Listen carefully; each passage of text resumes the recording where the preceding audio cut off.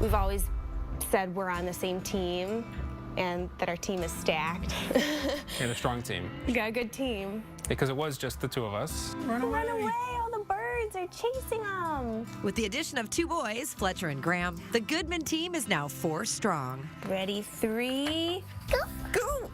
Fletcher is very regimented. He loves putting his clothes away. Fixing the rug, if it's a corner is folded up, he'll say, uh-oh, and put it back. Good job. Good job, Fletcher. Giddy up, giddy up, giddy up. Graham is, I'd say he's persistently trying to get himself in trouble. He's really impervious to consequences. Graham's eating their car. Words don't describe it. I feel like I'm unequipped.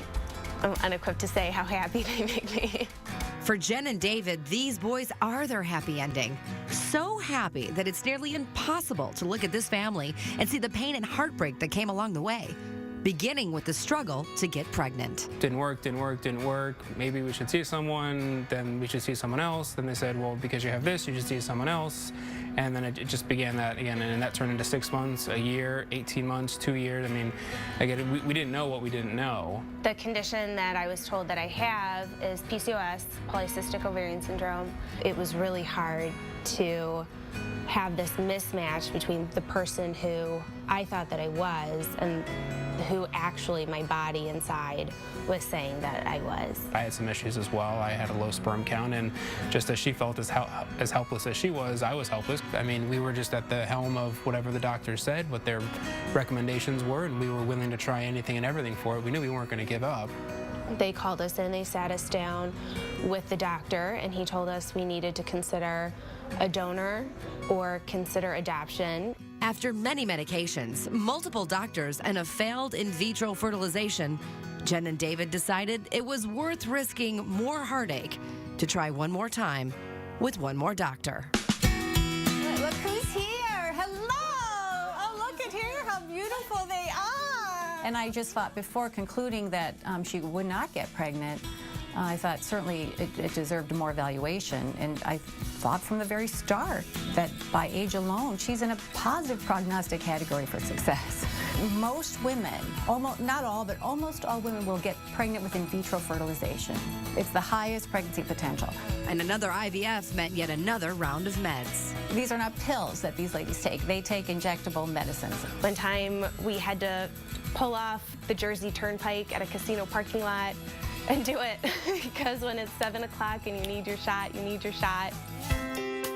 And while Dr. Nani was hopeful, Jenn and David were becoming used to disappointment.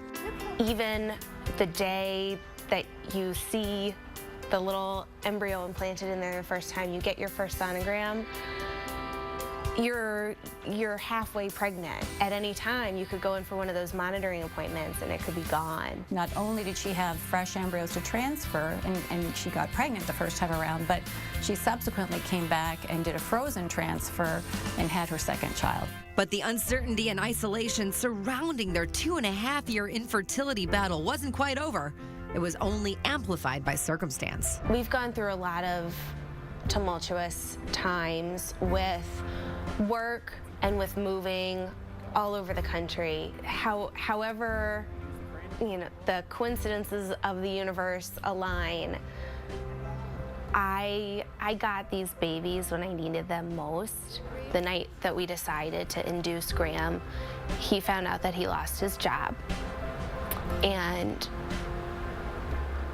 instead of dwelling on that and focusing on this tragedy and trying to figure out how we're gonna provide for our family and care for our family, instead we had this little baby that we had to prioritize and bring into the world and focus on him.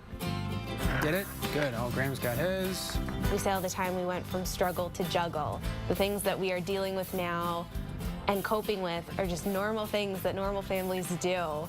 And we kind of revel in it, the day-to-day coordinating of this and that. Coming up, advice from the couple. They share the one decision that made all the difference in their infertility journey. But first, how to stay connected as a couple and find balance in parenthood.